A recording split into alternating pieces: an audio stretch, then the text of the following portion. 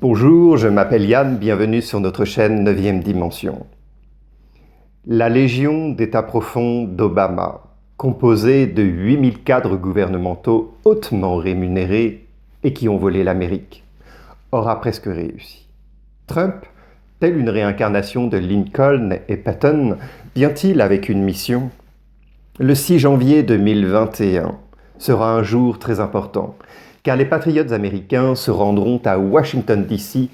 C'est une foule immense, une vague colossale. Nous vivons à une époque où le fait d'être témoin de ce grand moment peut être gravé dans l'histoire. Ce qui se passera en Amérique après cette journée aura des répercussions dans le monde. Si Trump arrive au sommet, peut-être que le monde perdra moins. Si Biden arrive au sommet, ce ne sera pas la venue de leur royaume du ciel à laquelle les mondialistes pensent, mais ce pourrait être le début d'un terrible enfer sur Terre. Pendant ce temps, ceux de l'État profond s'efforcent d'empêcher ces gens d'aller à Washington. Que se passera-t-il ce jour-là? Trump va-t-il enfin faire bouger les militaires? L'armée est-elle entre les mains de Trump? Trump a peut-être une autre stratégie. Mais nous parlons aujourd'hui du type d'obstacle auquel Trump est confronté. En ce qui concerne le rejet du procès au Texas, l'avocat Linwood a retweeté un tweet relatant que finalement, il est apparu clairement pourquoi la Cour suprême fédérale a refusé de poursuivre le procès au Texas. Le problème était avec le juge en chef Roberts. Le tweet qu'il a retweeté contenait 2 photos. L'une du juge Roberts nageant avec Clinton et d'autres personnes sur l'île d'Epstein, et l'autre d'un carnet de vol vers l'île d'Epstein portant le nom du juge Roberts. Ces 2 photos illustrent tous les problèmes. Bien que Roberts soit un juge conservateur nommé par George W. Bush, il est étroitement lié à la gauche. Comme nous le savons tous, Epstein Sex Island est un endroit spécialisé dans la fourniture de services sexuels spéciaux à certains des plus hauts dirigeants, y compris les pédophiles. On a longtemps entendu dire que Roberts faisait partie de ce groupe. Aujourd'hui, il semble que ce ne soit pas du tout une rumeur, ni une théorie de conspiration.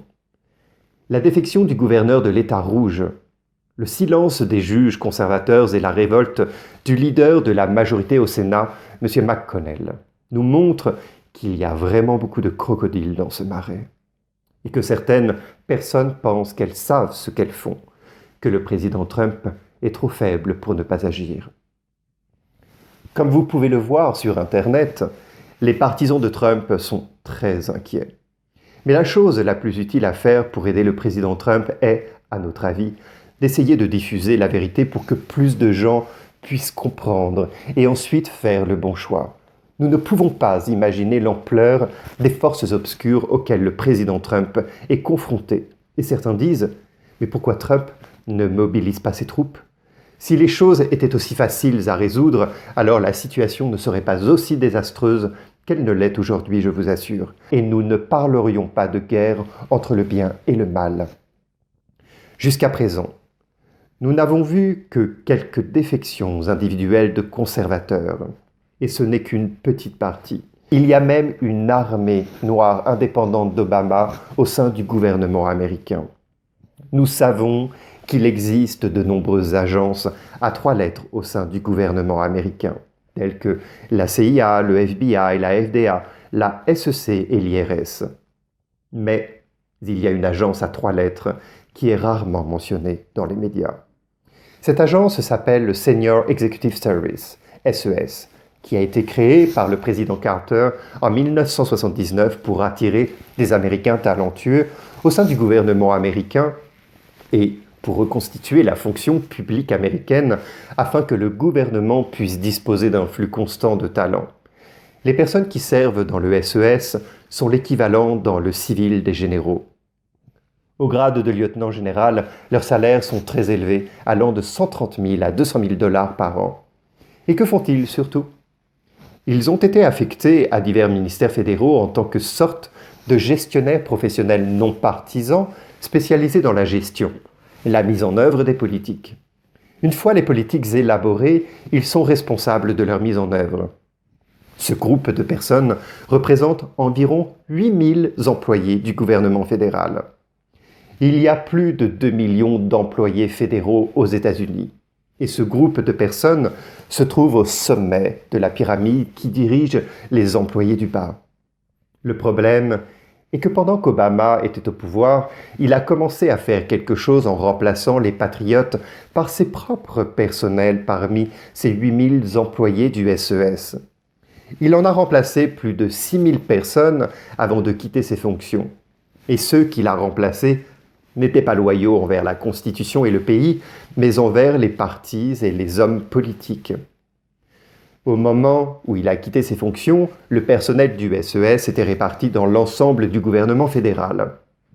86 au ministère de l'Éducation, 115 au ministère du Logement et du Développement urbain, 182 dans l'armée de l'air, 200 au ministère du Travail, 204 au ministère des Affaires étrangères, 231 au ministère des Transports, 258 au ministère de l'Intérieur, 261 dans l'armée de terre, 326 dans la marine, 357 au ministère des Anciens combattants, 361 au ministère de l'Agriculture, 425 au ministère du Commerce et 425 au ministère des Finances. Le ministère du Trésor, 458. Le ministère de la Santé et des Services sociaux, 468. Le ministère de la Défense, 478. Le ministère de l'Énergie, 490. Le ministère de la Sécurité intérieure, 639. Le ministère de la Justice, 821. Et les autres organismes hors du cabinet, 1796. Nous l'appelons la Légion noire d'Obama, tous loyaux envers lui. Le plus gros problème est que le 15 décembre 2015, il a signé un décret qui rend pratiquement impossible de licencier ces personnes une fois qu'elles sont engagées, ce qui signifie que ces personnes obtiennent des carrières permanentes bien rémunérées. La purge du patriote Obama a impliqué un total de 9 commandants supérieurs, 2 commandants nucléaires, 197 officiers supérieurs et des milliers de sous-officiers. Il s'agit notamment de Carter Ham, le commandant du commandant américain en Afrique, qui a violé l'ordre de cessez-le-feu d'Obama à Benghazi en 2012 parce que l'ambassade américaine à Benghazi était attaquée et qu'Obama ne voulait pas permettre l'organisation d'une mission de sauvetage. Mais Carter Ham a refusé d'accepter l'ordre de cessez-le-feu d'Obama. Par ailleurs, le contre-amiral Chuck Gawet, commandant du John Cornelius Stennis Carrier Strike Group, a été démobilisé pour avoir désobéi à l'ordre d'Obama d'envoyer son unité pour assister le général Ham lors de l'attaque de Benghazi. La vérité sur Benghazi, nous pensons que tôt ou tard, sera rétablie. Obama a purgé et installé ses gens au sein du FBI, de la CIA et de la surveillance du département de la justice. C'est pourquoi les décrets de Trump sont si difficiles à appliquer. Trump veut abroger l'article 230. Mais les auteurs de la loi d'autorisation de la défense nationale ne veulent rien entendre. Pourquoi ? On apprend que le directeur des renseignements n'a pas pu produire de rapport parce que les personnes du département des renseignements sont toutes des gens d'Obama. Ils ont refusé de produire le rapport demandé par le directeur des services de renseignement et ont refusé de citer le Parti communiste chinois comme cible d'une ingérence étrangère dans l'élection des États-Unis. Le directeur des renseignements, Ratcliffe, est également très ferme dans son attitude, disant que si le Parti communiste chinois n'est pas inclus dans le rapport, il ne le signera pas. Nous savons par ces choses qu'il ne sera pas facile pour le président Trump de faire ce qu'il veut. Ce n'est pas que nous soyons là à dire « arrêtez-les, renvoyez ces gens-là ». Ce n'est pas si simple que cela. Il y a quelques jours, nous avons vu une vidéo du PDG d'Overstock.com, Patrick Byrne, parlant d'une expérience qu'il a vécue lorsqu'il travaillait pour le FBI, confirmant que les thèses sur la Légion noire d'Obama étaient vraies. Il a déclaré que le 14 janvier 2016, alors qu'il travaillait au FBI, le FBI lui a demandé d'aider à relier Hillary à un étranger qu'il avait soudoyé à hauteur de 18 millions de dollars. Avant qu'on lui demande de faire le lien, il a appris que le gouvernement turc avait soudoyé Hillary avec 20 millions de dollars. Le 3e jour de sa mission, Le FBI lui a dit d'oublier tout cela. Il a demandé pourquoi. Ils ont dit que puisque l'élection d'Hillary était acquise, il était inutile de faire quoi que ce soit, qu'elle serait au pouvoir pendant 8 ans et qu'il ferait détruire tout ce qui la concernait au sein du FBI, y compris les personnes qui étaient au courant, des plus hauts niveaux à tous ceux qui étaient au courant. Il a dit qu'environ 2 ou 3 semaines plus tard, à Salt Lake City, il a dit à 3 autres agents fédéraux que cela ne lui semblait pas juste, qu'il restait du temps avant les élections. Alors pourquoi ne pas exposer cela au ministère de la Justice? Et ils lui ont dit qu'Obama avait mis ses jambes dans la bureaucratie fédérale pendant son administration et qu'il ne pouvait rien y faire parce que si Hillary était une bonne fille et ne touchait pas à Obamacare, que rien ne se passerait. Sinon, Obama la ferait souffrir. Autrement dit, quel que soit le prochain président, il suivra cet arrangement. Hillary appartient certainement au gang d'Obama, mais si elle veut être elle-même et ne pas être une marionnette, alors Hillary aura beaucoup d'ennuis. Byrne a déclaré que Barr et Durham étaient tous deux au courant des 2 pots de vin. Byrne dit que tout cela n'était qu'une conspiration. À l'origine, Obama voulait contrôler Hillary et quand Trump a été élu, il s'est transformé en Russiagate. En 2018, le fédéral Ethan lui a dit qu'il y avait beaucoup de gens très riches dans le monde et qu'ils allaient finaliser les élections 2020. Nous savons par les mots de Byrne qu'Obama, qui n'est pas non plus un patron, n'est qu'un mandataire, et que son ascension à la présidence a été arrangée par l'État profond. Cet État profond est comme une fine toile d'araignée, déroulée dans chaque département du gouvernement américain, impliquant un très grand nombre de personnes, étroitement liées au super consortium et aux super riches du monde. Nous pouvons voir, d'après le fait que Biden a été mis à la présidence cette fois-ci, qu'ils ne se soucient pas de savoir qui sera président. Ils ont juste besoin de quelqu'un qui exécutera leurs ordres. La plupart des membres du nouveau cabinet de Biden sont issus d'un cabinet appelé West Exec Advisors, conseiller West Exec. Et les 4 patrons de ce cabinet sont tous des hauts fonctionnaires de l'administration Obama. Ce qui signifie qu'ils n'ont pas quitté le cabinet depuis qu'Obama a quitté ses fonctions. Ils attendent juste de revenir à la Maison-Blanche. Alors, voyez-vous la profondeur de ce marécage? Est-il si facile de se déplacer? Aujourd'hui, il n'y a que 2 forces qui soient fiables. Le pouvoir du peuple et le pouvoir de Dieu. Le pouvoir de cet État profond n'est pas aussi grand que le nombre de patriotes.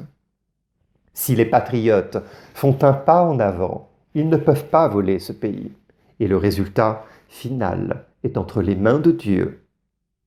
Un message d'une déesse américaine diffusé sur Internet aurait dit à une tiers personne que le président Trump était la réincarnation d'Abraham Lincoln et du général Patton dans une vie antérieure et que sa mission était de détruire l'ordre politique, économique, financier, commercial et des relations internationales archaïques du monde. De nombreuses personnes le critiquent, disant qu'il est égoïste, arrogant, ignorant, vaniteux et paranoïaque. Et tout cela est certainement vrai. De nombreuses personnes de nombreux pays se cachent et se déguisent astucieusement. Mais ce président des États-Unis ne se soucie pas de se déguiser. Il a enlevé son masque, lui, retiré son voile et exposé au monde son véritable ego. Cette déesse américaine a déclaré « L'Amérique va renaître ». Et ce n'est qu'alors que les gens réfléchiront, se réveilleront, tourneront leurs yeux vers l'intérieur et trouveront une nouvelle voie et une nouvelle direction. Ce dilemme et cette réflexion n'auront pas seulement lieu aux États-Unis, mais aussi dans de nombreux pays, car le monde entier renaîtra par le feu. De nombreuses prophéties disent la même chose, que la victoire finale sera pour les justes, mais ce ne sera pas facile. Nous retrouverons peut-être la raison qu'après un choc douloureux, mais j'espère que de plus en plus de gens choisiront la justice et la conscience pour défendre la vérité dans cette bataille entre le bien et le mal, car nous vivons pour trouver une issue.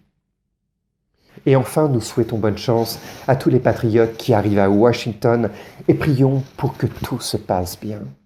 Soyons confiants, positifs, mais lucides et réalistes. Nous vous souhaitons le meilleur et espérons vous retrouver pour une prochaine information sur notre chaîne 9e Dimension. Très bonne journée.